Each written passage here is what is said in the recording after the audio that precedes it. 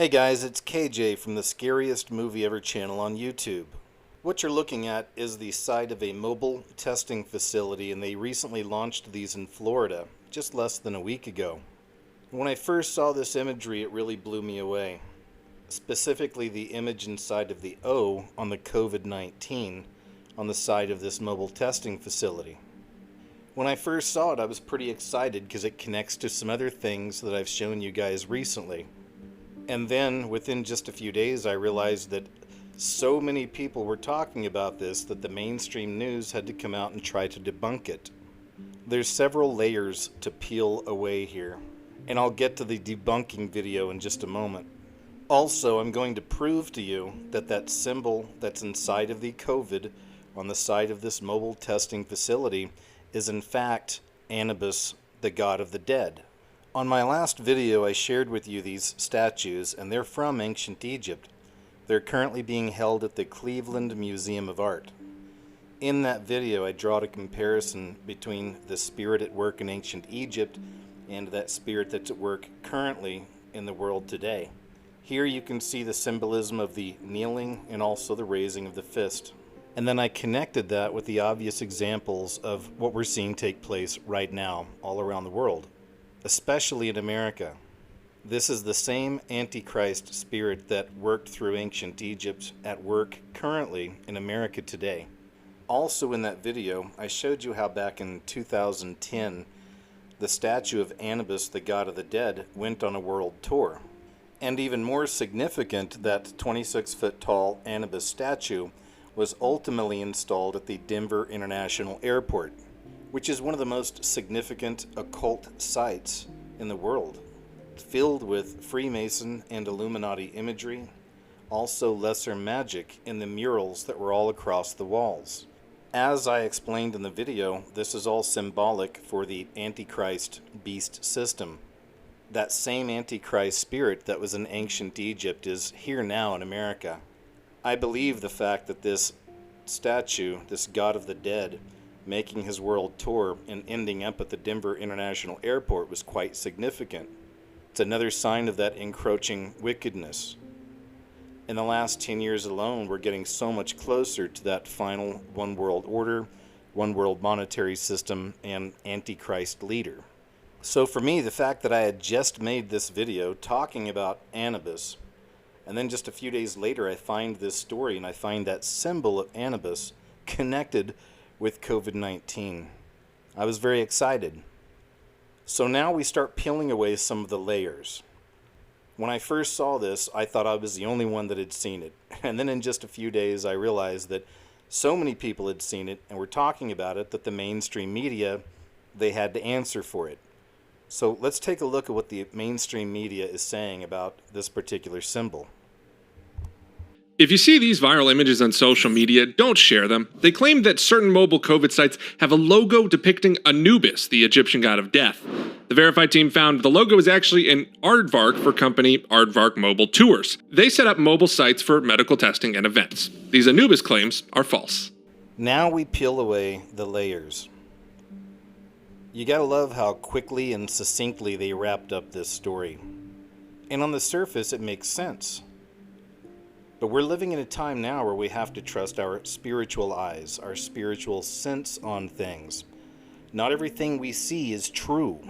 Most of what we see and experience these days is a lie, is an illusion. So they tell us that the logo is an aardvark, and they show that to us. And sure, one could make an argument that it looks a lot like an aardvark. Here on my channel, for many, many years, we talk about the symbols, because symbolism is another language, and so few people see it. But you do. Many of you do. So now we're looking at the side of Florida's COVID-19 mobile testing lab. This is the same mobile testing lab that has that symbol that looks a lot like Anubis or Anubis. And the god of the dead ties us back to ancient Egypt. Well, what do I find here on the side of the C-19 mobile testing lab? Not one, but two pyramids, also arranged in the as above, so below, one pyramid up, one pyramid down. And now we see a further connection to that symbol being that of the god of the dead in ancient Egypt. And as that Antichrist spirit in ancient Egypt subjugated the people and enslaved the people, so too, here in America, now is that very same thing happening with that very same spirit. Still peeling away the layers. Let's take a look. Do you remember several months ago when the crown virus first really started off? Started making its way around the world? Well, we had this story come out of England.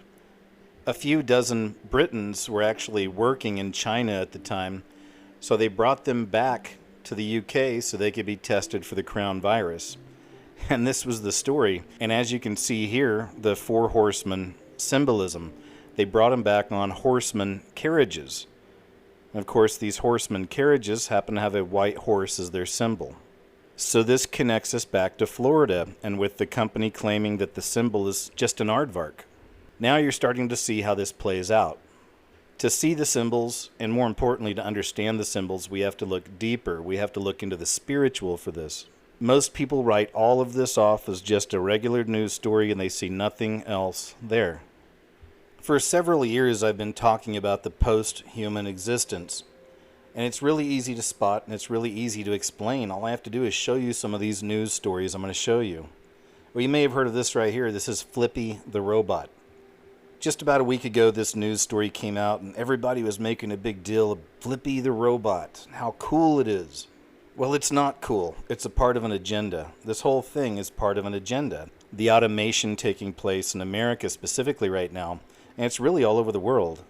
I believe they're preparing us for a mass human extinction event.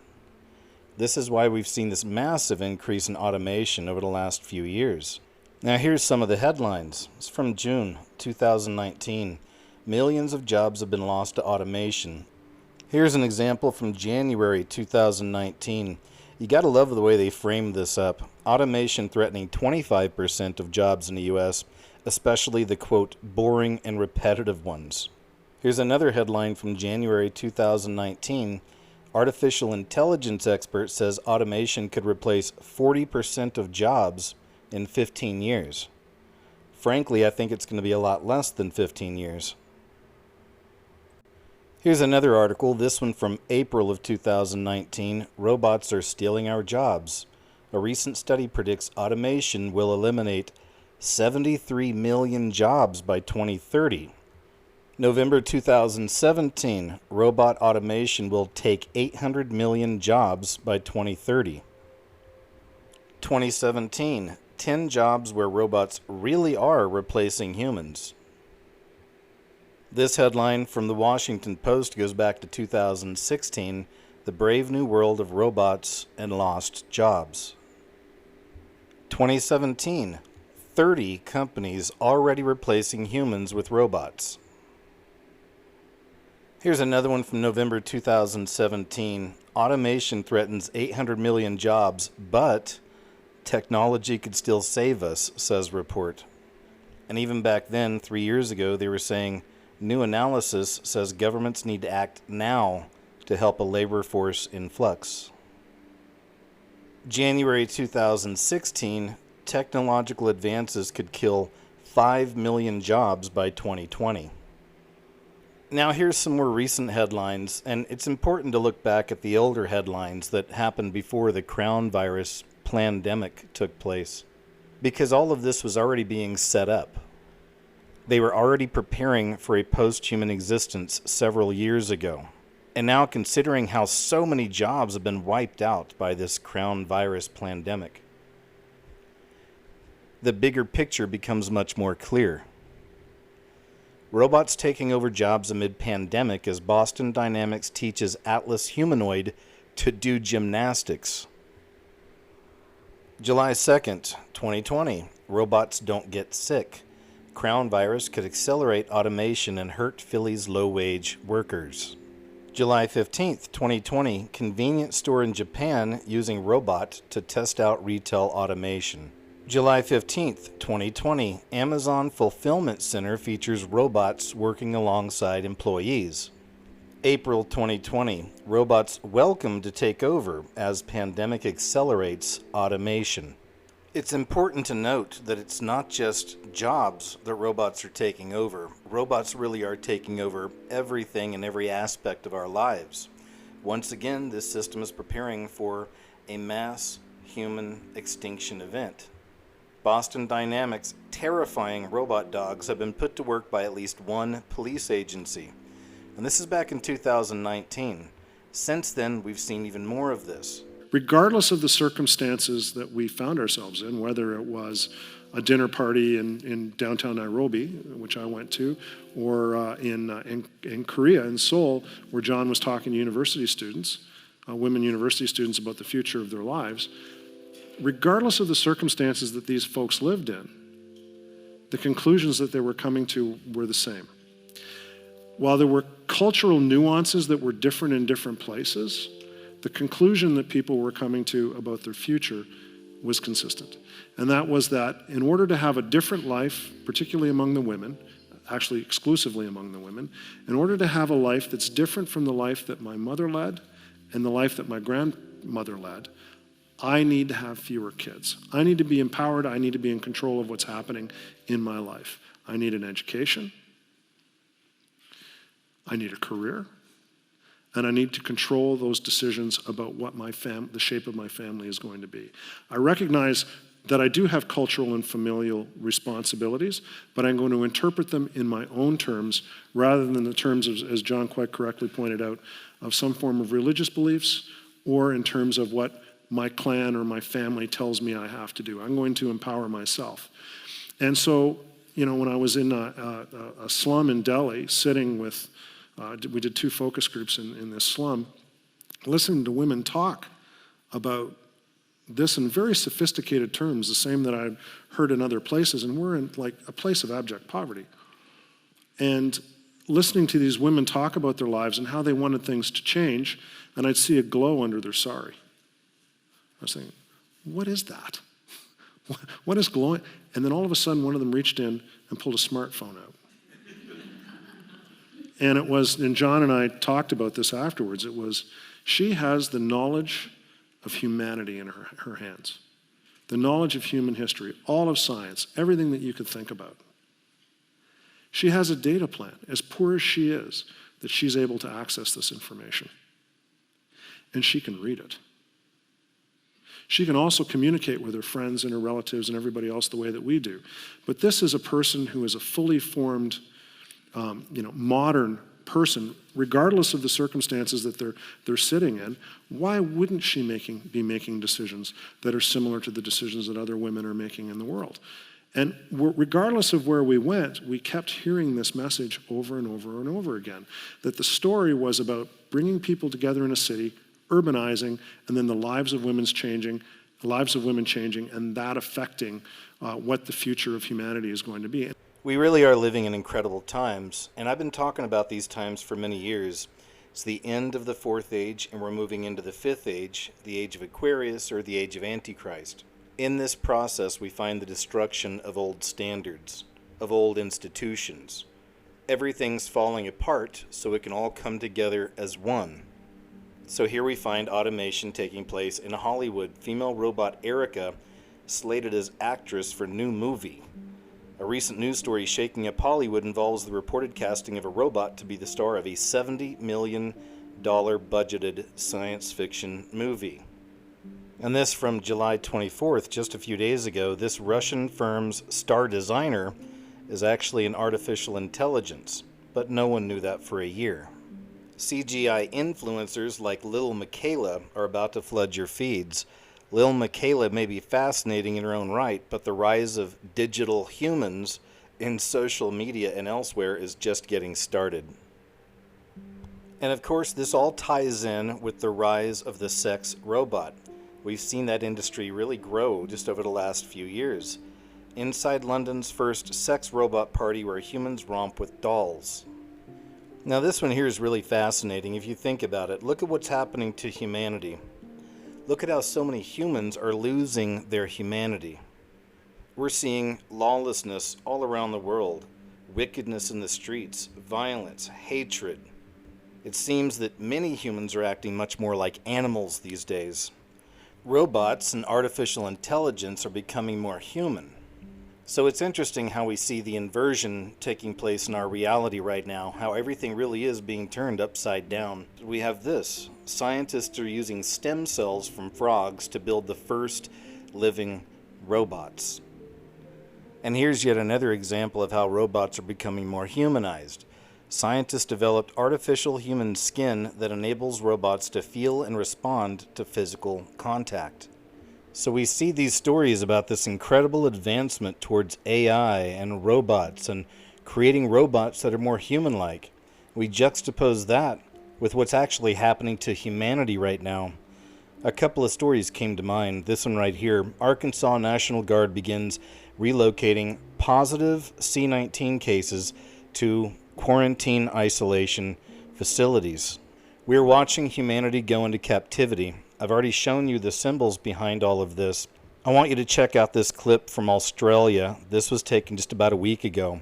Mate, put your mask on. You got to go back inside. I'm trying to go for fresh air, man. Yeah, I get that, man, but... It's been 7 days, man. Yeah, but you're meant to be inside, right? It's not safe for you to be going I'm outside. negative at the moment. That's fine, mate. I get Why would I that. stay inside when people who don't go out positive? I get that you said that you're negative, but you can't be walking around the building.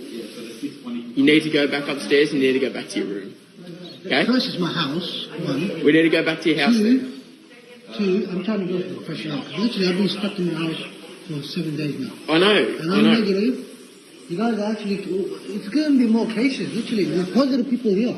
And I get that you're saying that you're negative, but the whole building, regardless of who's negative and who's positive, is in lockdown. So you guys need to aren't go back even to your taking the house. people that are positive out of the building. This building is in complete lockdown. No one's going in or out. You guys allow a chick to go for a dog every day to go for a walk. I haven't been here. I haven't let anyone out. Every day I see a girl coming out here with the dogs to go for a walk. And you guys announced in the Daniel government, they announced that you can go for supervised walk. So I'm asking 3 officers to come with me. I just want to go for some fresh air. You're not allowed outside, mate. That's the instructions, mate. Where are you going? You can't go out the other door. Can't go out. Don't touch me, guys. Can't go out, mate. Go back upstairs. See You've this? been told. You've been told. Go back upstairs. Back upstairs, please, mate. Come to your room. Excuse me. No, I want to go for some fresh air, man. That's it. You guys can come with me if you guys want to. But you're not allowed outside. Our instructions are that you Why go you back guys? to your house. Why did they announce that you can go outside? I'm just giving you our instructions. Our instructions You are... talk to the DHS people. You put your mask You back can- on, you please. can call You can DHS. call them on the phone, okay? The problem is that you're not allowed to leave from this hotel. You can follow them where I go, and walk out the door. Let me just go for fresh air. So outside there. I'm going to stand right there. You have to go back up. I'm going We've to asked stand you. right there. We've I'm going asked to stand right there where the officers stand. No, come on. Unfortunately, Can you guys not touch me? Am I touching you guys? I'm not Am I touching touching you guys? No, But you're you're not not listening listening to I'm us. going to stand right there. because then you are touching it. Remember just a few years ago we started hearing more and more about China's social credit system. Well, it's no longer just in China, it's here in America. It seems China is very much a testing ground for the growing surveillance state. I want you to check out this clip. It was taken just about a week ago. What you're about to see is very clear evidence that this system is already here. It's coming in layers. We haven't seen the worst of it yet, but it's here. Hey y'all, I'm in Walmart. I wanted y'all to see something. I can go to pop up. Look, watch this.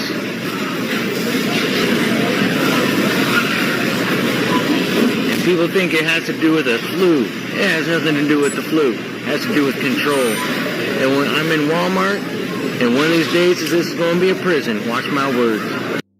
And you may be wondering, well, what's going to happen to the humans that are still alive, the humans that are left over? They will be corralled and tagged like cattle. They're calling it the Fourth Industrial Revolution.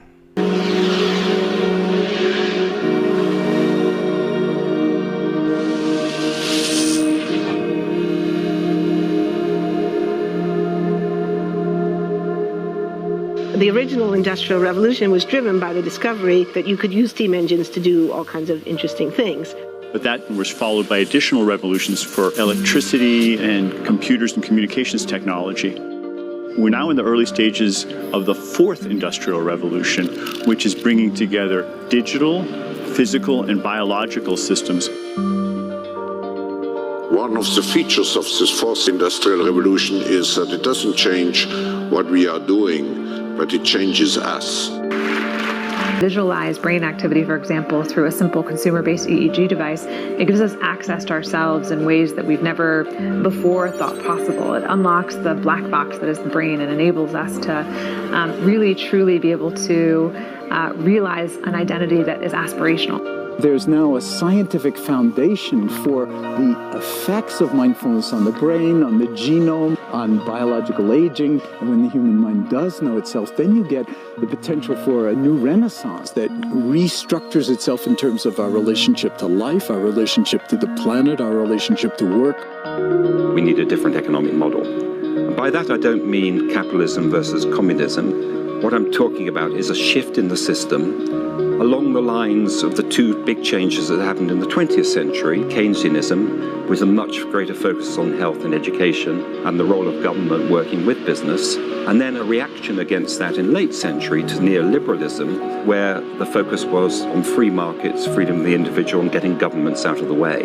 We need a shift to a new system that will allow us to meet the basic needs of every human on the planet, that will live within planetary means, that will be fairer, and that will be focused as its key goal, not on growth per se, but on maximizing human well-being. And history tells us that a values shift is triggered by creation of a new story about how we want to live. I want to be less bad, less monotonous, less unsafe, less unjust. It's really about a diverse, safe, healthy, and just world with clean air, clean water, clean soil, clean energy. Together we are fighting to preserve our fragile climate from irreversible damage and devastation of unthinkable proportions. The prediction of 5 million jobs lost by 2020 to technology is serious, but it's not the main question. Construction, manufacturing, services, public health and education, these industries will still exist. The main question is, what will be the future of work? How will we define work? How will we share the wealth? One of the things that I think is so essential to free and open societies is freedom of thought. And up until now, the conversation we've been having is around freedom of speech. Once we can access people's thoughts and access people's emotion, we have to create a space that enables people to think freely, to think divergent thoughts, to think creative thoughts. And in a society where people fear having those thoughts, the likelihood of being able to enjoy progress is significantly diminished. Here's a few examples of how that's all coming together. Bill Gates and his Gavi Vaccine Alliance launching AI-powered trust stamp, combining a vaccine and digital biometric ID in West Africa.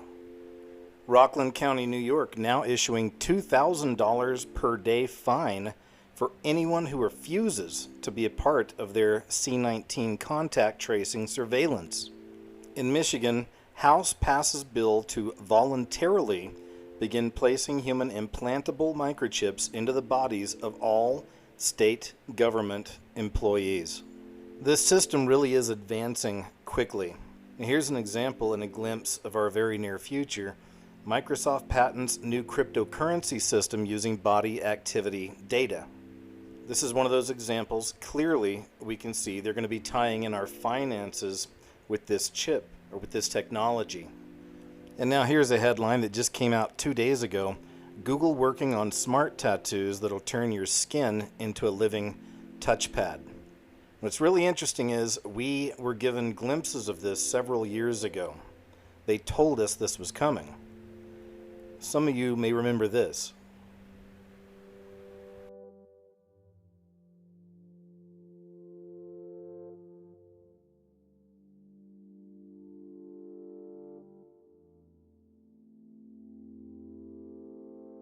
Well, we're thinking of a whole variety of options for how you could do better at authentication. So you can start with nearer-term things like tokens or fobs that might have NFC or Bluetooth embedded in them, but you can also think about a means of authentication that you could simply wear on your skin every day for a week at a time, say an electronic tattoo.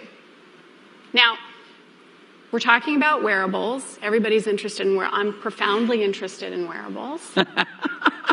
And what I will tell you is that there are we've made a lot of advances in wearables, but there's still some fundamental problems that we haven't solved. Like one of them is the mechanical mismatch between humans and electronics, right? So electronics are boxy and rigid, humans are curvy and soft. That's a mechanical mismatch problem. Well, a researcher at the University of Illinois, his name is Dr. Rogers, what he discovered is that he could use standard CMOS techniques to make islands of high-performance silicon connected by accordion-like structures that would allow it to stretch up to 200% and still be performing. And what he did is he founded a company and they started making electronic tattoos. So I'm wearing one here on my arm. Do we have a camera to get a... This is a developmental system made by MC10, and it has an antenna and some sensors embedded in it. And what we plan to do is work with them to advance a tattoo that could be used for authentication. And as I had mentioned, this whole thing is spiritual that's taking place. We're watching the finalized beast system come into completion. And we're finding stories like this in Connecticut. Satanic desecration marks 11th attack on Christian church. July 16th, statue of Christ decapitated inside Florida church. July 15th, statue of Virgin Mary decapitated outside Tennessee church.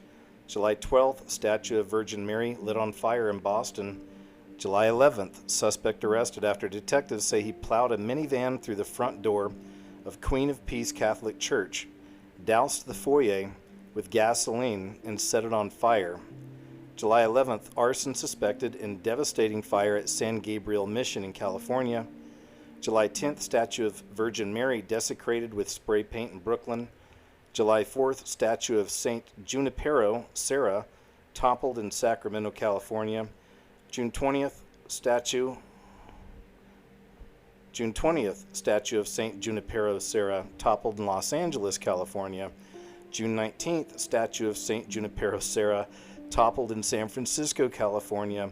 And May 31st, St. John's Church firebombed in Washington, D.C. And here's a related story. I found something very interesting, and it also came out just a few days ago, July 27th, 2020. An injured Seattle police officer's Facebook post shatters the left's protest narrative. But let me show you what I found. I'm reading a portion of this police officer's post here. It says, "Why didn't we deploy and stop them when the looting started? Our instructions were not to respond to property damage. The fire department was delayed in response because of the big hostile crowd, but they made it and started putting out fires. We only responded when they were about to literally burn down our precinct with everyone in it and the connecting apartment complexes. This is insane. I don't know what the message here is anymore. These people were 99% white and young. They were saying the most horrible things you can imagine to officers of color." Now here's the part you gotta take. Now here's the part to pay attention. Here's the part to pay attention to. They were also assaulting each other in the crowd. I saw signs and shirts that indicated anarchy, antichrist, abolishing religion, bringing down the government, defund, abolish police, defund parks and rec, and abolishing America. I saw signs and shirts that indicated anarchy, antichrist, and abolishing religion. That's exactly what I've been saying ever since all this started. This is the antichrist spirit manifesting in a hive mind through all of these different individuals. This is beyond politics, beyond the left-right paradigm. This is the antichrist spirit in action. Satan's system is incredibly active right now, and the masks have been dropped. It's clear that they are preparing for a post-human world. Most people don't even see this information or understand what's going on. But the key is, and always has been, your relationship with Christ and your relationship with your Heavenly Father. So as always, I'll thank you for watching my video, guys. I appreciate you. So until next time, take care of yourselves out there, and I'll talk to you a little later. But let me tell you something. When 150 of the most powerful men and women in the world can meet in secret in Baden-Baden, Germany, and plot the fate of billions, and nobody even cares about it. But 6 football players go to lunch together, and it's in the headlines across the country. You have a reflection of the society in which that exists.